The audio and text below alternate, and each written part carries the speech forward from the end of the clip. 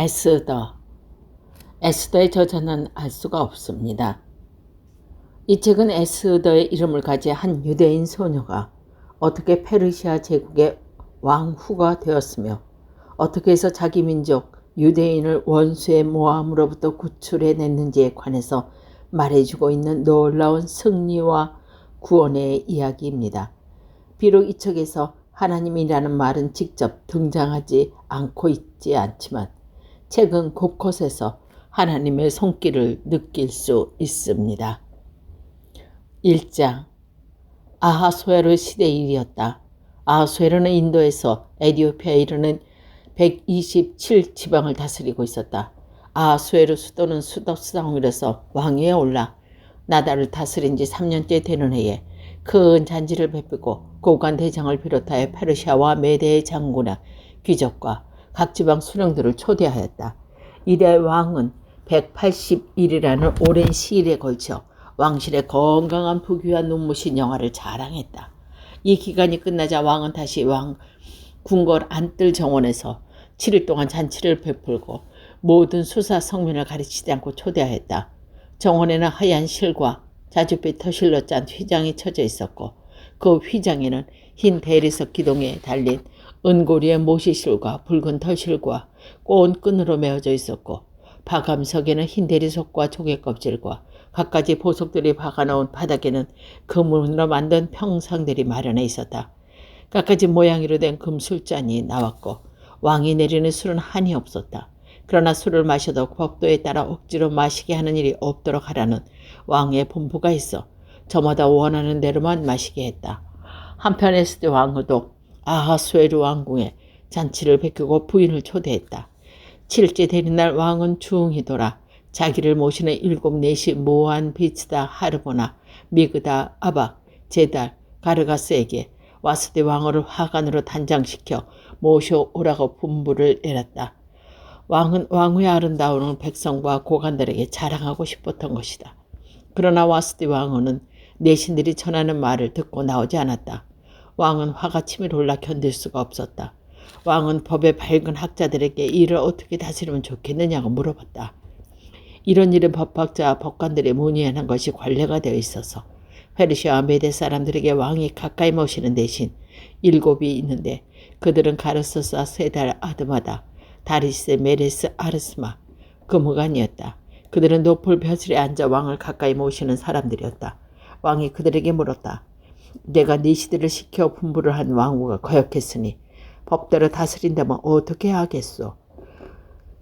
무관이 앞으로 나와서 왕에게 말했다. 와스디 왕후를 임금님의 택한 잘못을 저지른 것이 아닙니다. 아하수에로 왕국 각 집안에 있는 모든 신하들과 백성들에게도 못할 일을 한 셈입니다. 왕의 일은 틀림없이 모든 부녀자들에게 알려질 것입니다. 그렇게 되면 부녀자들은 와스디 왕후가 임금님의 부르심을 받고도 전에 나타나지 않았다라고 하면서 남편을 업신여기게 될 것입니다. 왕후의 일은 오늘 당장 페르시아 메대의 고관 부인들의 귀에 들어갈 것입니다. 그리고 저희들이 무엇을 하였는지 그 말을 들으려 하지 않을 것입니다. 저희 사내들 체면이 어떻게 되겠습니까? 그러니 임금님께서 좋으시다면 저희는 와스디가 어전에 나오지 못하도록 모형을 내리십시오. 이 일을 페르시아 메대 법령에 써놓고 결코 뜯어 고치지 못하게 하시고 왕후의 자리는 그보다 나은 분에게 물려주십시오. 이 칙령이 큰 나라 방방곡곡에 공표되며 모든 부녀자들을 위아래 할 것 없이 남편을 공경하게 될 것입니다. 이 말이 왕과 대신들의 마음에 들었다. 왕은 무관의 의견을 받아들여 가정을 마땅히 남자가 다스려야 한다는 칙서를 각 지방의 문자와 각 민족의 말로 전국에 돌렸다. 2장. 이런 일이 있어 얼마도 아하수에로 왕은 노염이 가라앉지 않으면서 와스디 생각이 났다. 그리고 와스디에게 내린 처단이 마음에 걸렸다. 시종들이 그 금사를 알아채고 왕에게 말했다. 이 나라 각 지방에 각 석관들을 주시고 아름다운 처녀들은 모두 수선성에 모여 들으십시오. 궁녀들을 맡아보니 내시에게 그들을 맡겨 몸치장을 시킨 다음 눈에 드시는 처녀를 와스디 대신 왕으로 삼으심이 좋을까 합니다. 왕은 그 말에 마음에 들어 그대로 하기로 하였다. 그때 수사성에는 모르드게라고 한 유다인이 살고 있었다.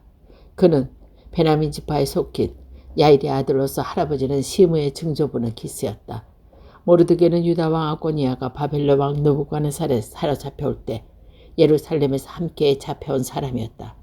그에게는 부모가 없는 사촌 누이가 하나 있었는데 이름을 에스더라고 하고 하다시아라고도 했다. 에스더는 몸매도 아름답고 영모도 단정했다. 그는 양손을 여윈 뒤 모르드게의 양녀로 들어가 있었다. 어명이 공포되자 많은 아가씨들이 뽑혀 수사성에 올라가 궁녀들을 맡아보는 이에게 버려졌다. 이렇게 궁궐에 불리고 와서 세계에게 맡겨진 아기들 가운데 에스겔도 끼어 있었다. 그 아가씨들은 유난히 해계의 눈에 들어 그의 꿰매 빠져들었다. 세계는 몸치장에 쓰다는 것과 음식을 주며 가장 좋은 궁에서 지내게 하고 궁궐에서 시녀 7을 골라 그를 시중들게 했다. 그런데 에스겔에게 모르드게가 알려준 대로 자기의 혈족과 인적 층저 아무에게도 밝히지 않았다. 한편 모르드게는 에스겔의 일에 궁금하여 날마다 후궁틀에 서성거렸다. 아가씨들은 12달 동안 몸을 다스리고 나서야 차례로 아하수에로 앞에 나가게 되었다. 6달 동안 몰약으로 몸을 달고 나머지 6달은 부인용 향수와 향수로 몸을 닦아야 했다. 아가씨들의 후궁에서 대굴로 들어갈 때면 몸치장에 필요한 것은 무엇이든지 다 받을 수 있었다. 아가씨들은 하나씩 저녁에 들어갔는데 이튿날 아침에 후궁들이 돌보는 네시 사마이스가 관리하는 다른 궁으로 가게 되어 있었다. 근데 왕이 그를 특별히 좋아해서 이름을 부르지 아니하면 다시는 그에게 나가지 못했다. 마침내 아하일의 딸로서 사천아빠 모르드게가 양녀가 된 에스더의 차례가 왔다. 에스더는 궁녀를 맡아보는 네시 해계에게 정해준 것 밖에는 아무것도 달라고 하지 않았다. 그러나 에스더는 누가 보든지 아름다웠다. 에스더가 오전에 불려간 것은 아하수에르 7년 7월 곧 대베의 월이었다. 왕은 다른 어느 여자보다도 에스더에게 마음을 기울였다. 이리하여 에스더는 모두 처녀를 물리치고 왕의 괸과 사랑을 독차지하게 되었다. 왕은 그의 머리에 화관을 씌우고 와스들을 대신하여 왕비로 삼았다. 그리고 왕은 고관 대작들과 모두 초대하여 에스더 왕비 대관식을 크게 베풀고 각국 각 지방에 후일을 선포하는 한편 후한 선물을 내렸다. 처녀들은 또다시 모집한 일이 있었다. 그때 모르드게는 궁궐의 대문에서 이를 보고 있었다. 에스더는 여전히 모르드게가 일러준 대로 자기의 혈족과 인적 관계를 밝히지 않고 있었다. 모르드게 서학에 있을 때 소금이나 조금도 다름없이 그가 시킨 대로 하였다. 모르드게는 궁궐 대문에서 이를 보고 있을 때 마침 순문양이었던 네시 빅단과 데레스 대문에 이를 보고 있었을 때 불만을 품고 암살하려고 하였다. 모르드게는 마침 이 낌새를 알아채고 에스더 왕비에게 고해 바쳤다. 왕비는 이 사실을 모르드게의 이름으로 왕에게 고발했다. 조사한 결과 그것이 사실임이 드러나 사람은 고소형을 받았다. 이 일이 궁중실록에 기록되어 있다. 3장. 이런 일이 있은 뒤였다.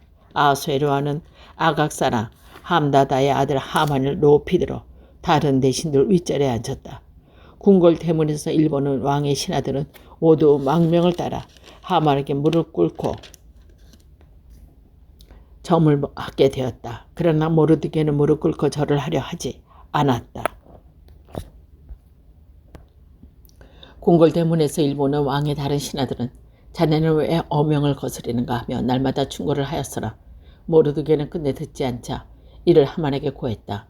모르드게가 스스로 유대인이라고 하니 얼마나 버티는가 보자는 심산이었다. 하만은 모르드게가 정말로 자기 앞에 무릎을 꿇고 절하지 않는 것을 자기 눈으로 보고는 몹시 화가 났다. 하만은 모르드게가 어느 민족이라는 것을 들어 알고 모르드게뿐 아니라 아하수에르 왕국에 사는 유다인들 모두 함께 전멸시키고자 하고 그 기회를 노리게 되었다. 아하수에르 왕 12년 정월 곧 니산 월이었다. 사람들이 유다인을 해칠 날을 정하려고 하만 앞에서 주사위를 던지니 12월 곧 마달날 13이 나왔다. 주사위는 그곳 말로는 불이라고 하였다. 날이 정해지자 하만이 아하수에르 왕 앞에 나가 말했다. 이 나라 백성 가운데 남과 섞이지 않는 한 민족이 각 지방에 흩어져 살고 있습니다. 그 민족의 법은 어느 민족의 법과도 달라서 임금님의 법마저도 지키지 않으니 도저히 그대로 둘 수 없습니다. 임금님께서 좋으시다면 그들을 멸하라고 영을 내려주십시오. 그렇게 하신다면 신은 은화 1만 달란트를 달아서 재산 관리인에게 넘겨 냉장고에 넣도록 하겠습니다. 왕은 인장바위를 뽑아 유다인을 박해하려는 아각사람 함다의 아들 하만에게 주며 일렀다. 돈은 그대가 차지하여라. 그리고 그 민족은 그대 손에 넘길 테니 좋도록 하여라. 정월 13일에 하만은 왕의 비소관들을 불러 왕의 제후에게 각 지방 총독과 각 민족 수령들에게 보내는 칙서를 받아 쓰게 하였다. 그리고 거기에 아하수에로 왕의 이름으로 서명을 하고 왕의 인잔반자 임봉을 한 다음 보발꾼을 시켜 전국 각 지방에 발송했다. 이 연행은 12대 곧 야달월 13일 하루 동안의 유대인은 젊은이 늙은이 어린이 아이 할 것 없이 다 죽어버리고 사유제사를 몰수하다는 것이었다. 그리고 각 지방의 법령으로 선포될 이 문서의 사본은 모든 민족에게 공포하여 그날을 대비하게 하였다. 보발꾼은 왕명을 받아 급히 흩어져 갔다. 이 법령은 수사성에서도 나붙여 수사성에 슬렁거리기 시작했다. 한편 왕은 하만과 함께 잔치를 차려 먹고 있었다. 4장. 이 모든 일을 알게 되자 모르드게는 옷을 찢고 굵은 베옷을 거쳐 입고 죄를 뒤집어 쓴 채 대손 통곡하며 거리를 지나 대궐문 앞까지 와서 멈춰섰다. 베옷을 입고는 대궐문에 들어갈 수 없기 때문이다. 엄행이 법령으로 공포된 각 지방에서도 유대인들은 모두 초상을 당한 때처럼 가슴을 치고 통곡하여 낮이나 밤이나 제 때문에 베옷을 깔고 지냈다. 시녀와 내시들이 이를 에스더에게 와서 알렸다.